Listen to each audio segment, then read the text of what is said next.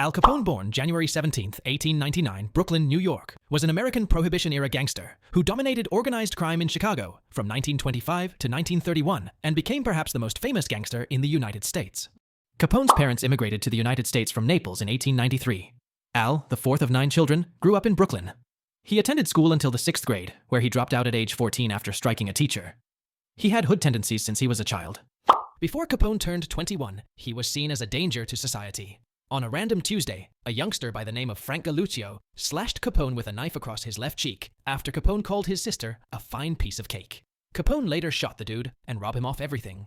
In 1924, the Chicago crime boss was responsible for the murder of Joe Howard. This was payback only because Howard's wasn't nice to Capone's friends.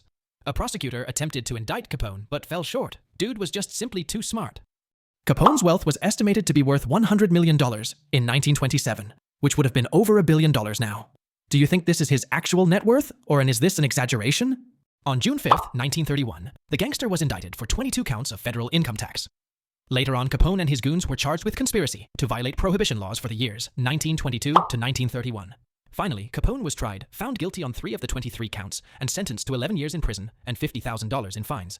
In 1939, he was released after they found this brother with terminal illness. Later, he retired to his Florida estate, where he died from cardiac arrest in 1947, a tragic ending to an eventful life.